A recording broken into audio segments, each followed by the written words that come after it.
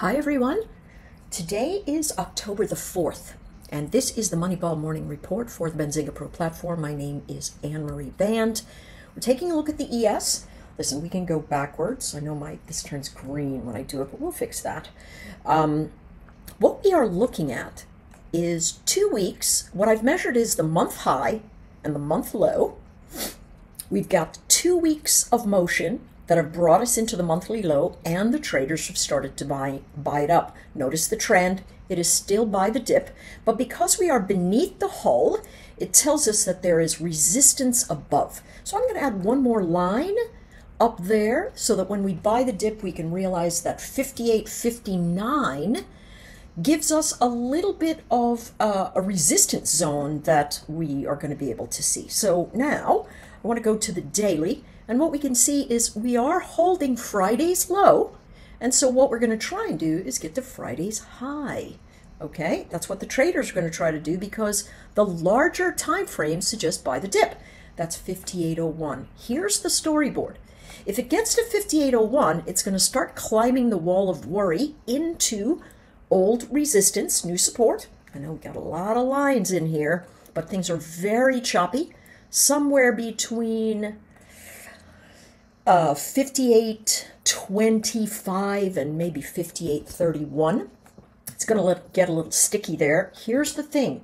You want to be really careful waiting for the tops to short because you'll be against trend on the bigger time frames. So this is still a buy the dip. Now, if we lose this 57.30 to 57.24, where we're seeing a lot of liquidity, that's what we're going to watch for. We're going to watch for this liquidity line to break. And later in the private areas, I will talk to you about Menthor Q's levels that we can see here. But this is what we're looking at from the daily perspective. Range to the bottom, moving down again. Some people could say, hey, are we building a right shoulder? Who knows? Who knows? I don't love that pattern at all, but what it is telling us is it's a buy the dip formation unless it loses and is unable to recover 57.30-ish. Now, here's the thing. Let's say it loses that area. What do? The big zones, here's the volume point of control at 56.34 to 56.38.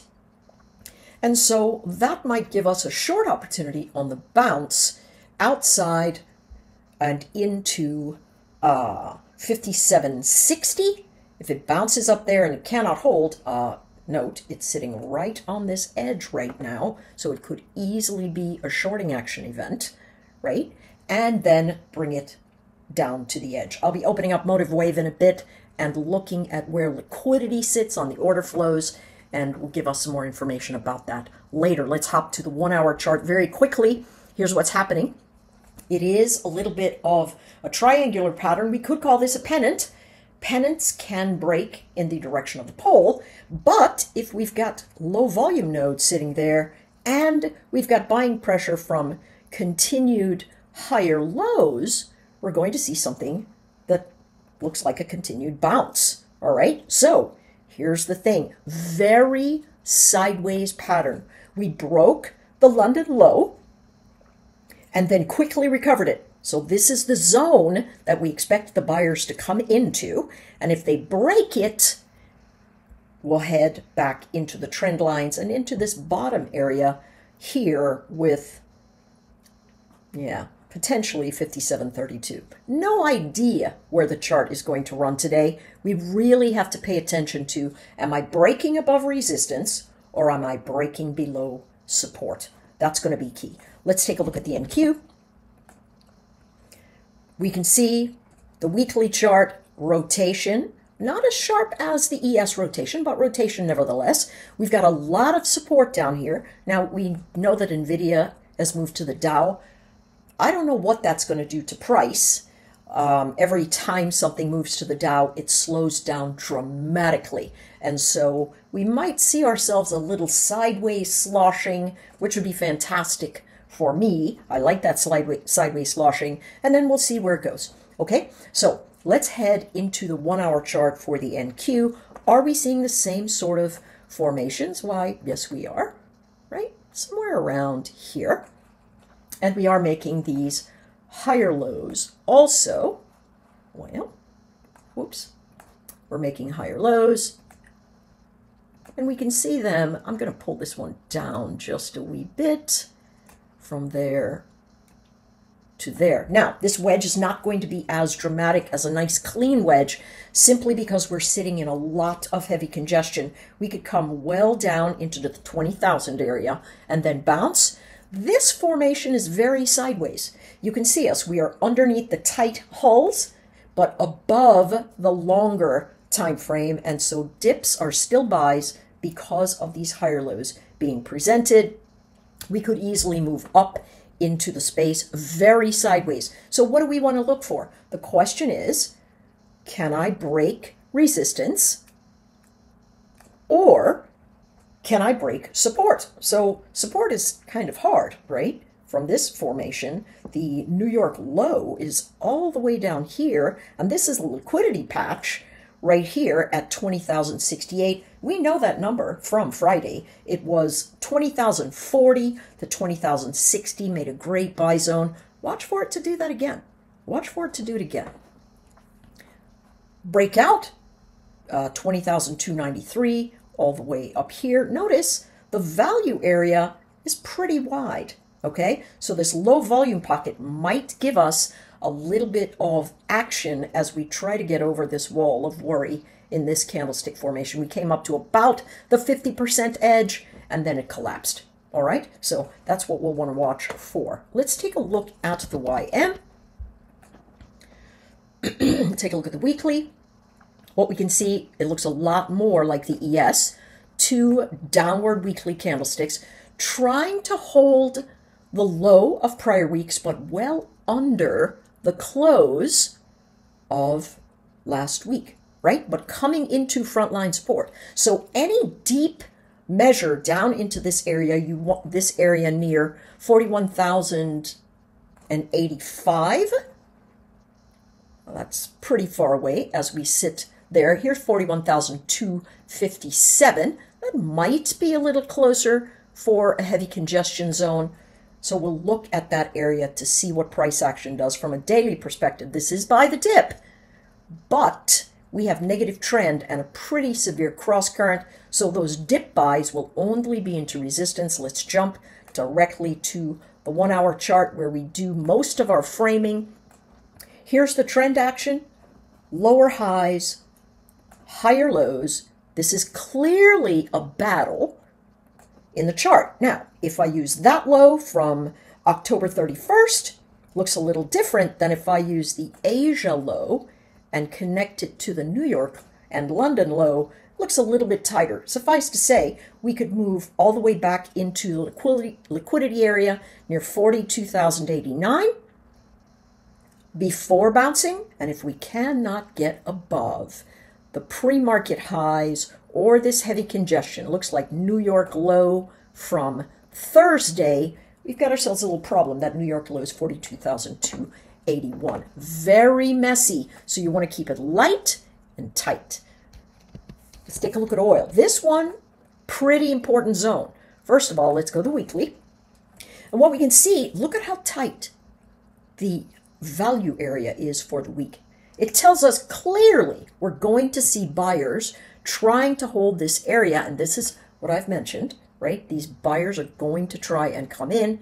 Here's a line that's liquidity also, and so I'm going to say, hey, if we can get to 67 and watch it, let it lose the zone, and then come back into it, we could have ourselves a pretty solid ride.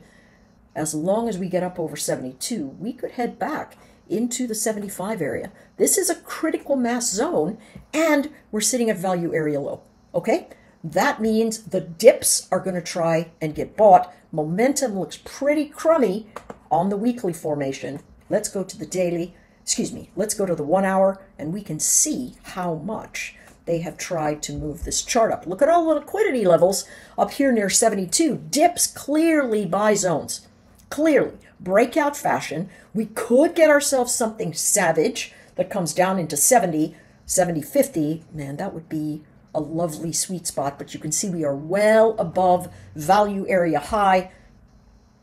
Traders are making money here if they are buying the dip. The problem is we are now printing underneath these hourly hulls, and so we're waiting for the buyers to come back in. You know, they could be looking at the round number of 71. A lot of liquidity is sitting there. You know, if it comes back there, let it stabilize, get down to a 2-3 minute chart and choose the buy. But this one's interesting. This one is very, very interesting. There could be a lot of motion coming here. Not sure why, but it's looking very much like something that's going to run. Let's take a look at gold. So why did I draw this box on gold? We'll go straight to the 1 hour here. This is a spike that occurred on the 28th. We bought the bottom of the spike. And now traders are trying to hold it. What's the problem? Well, nothing really, except that you want to be very careful here. These spikes up. This is value area low. This is where they're trying to get to. If they breach it, there's liquidity above at 27.60. What is this formation telling us? Well, it's essentially telling us buy the dip. Here's the thing. The dip could stabilize down here at 27.46. I like buying this out of the breakout zone. I think it's a pretty solid region, but you might want to try the micro golds so that risk doesn't come back and give you a bite on the backside. All right? But I like what's going on here. Here's the rub. One thing.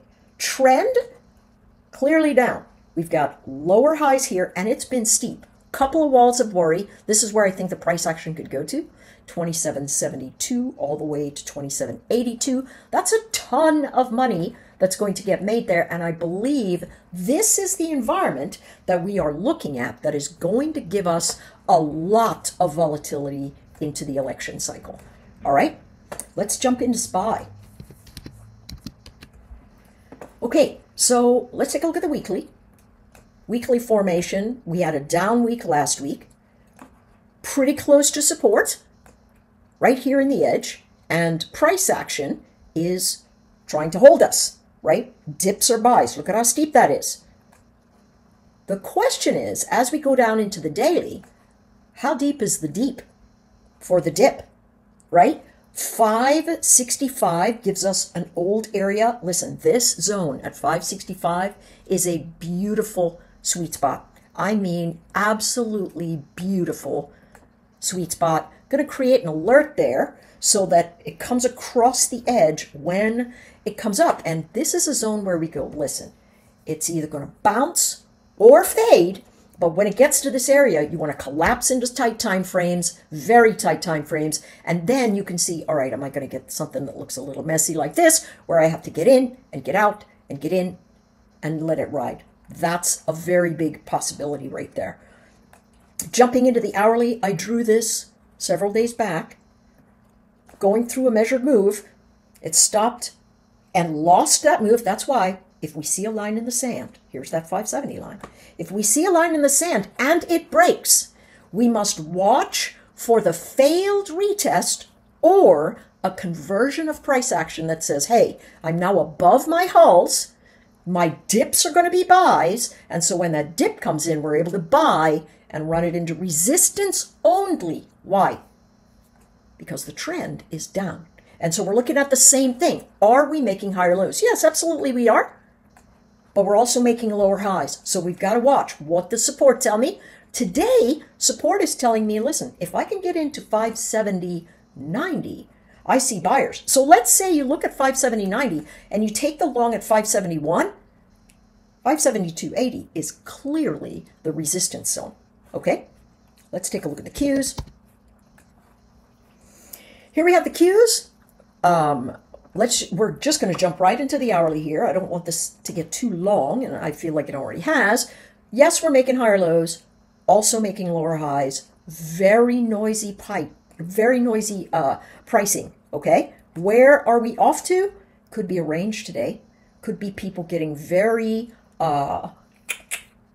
tentative about what they're going to do. Value area extremely wide, just like the NQ. Midline area to watch, 492, low volume pocket, going to be interesting. And then this 496, the point of control, the big area higher. Here's the thing. We could easily come back to 483 and bounce. What are the moving averages telling you? The moving averages are saying, listen, I'm in a range. Momentum is down. So if I'm in the range, trend, giving me higher lows, tells me, listen, I'm going to collapse into support zone. So I cannot take the breakdown if my momentum is down because my trend by the chart is showing me dips are buys. So although you're looking at your momentum, remember, the momentum, this is from the past. It's price action here that's telling you what's going on. And if we look at how we are in these areas, and we're looking at these areas, the momentum is almost the same, right? Price action is telling us, listen, we've got to follow trend. Going to be a messy day, folks. Hope you all join us for the Zoom Live on the Benzinga Pro platform. Good luck trading. Stay alert. Let price come to you today. Take care.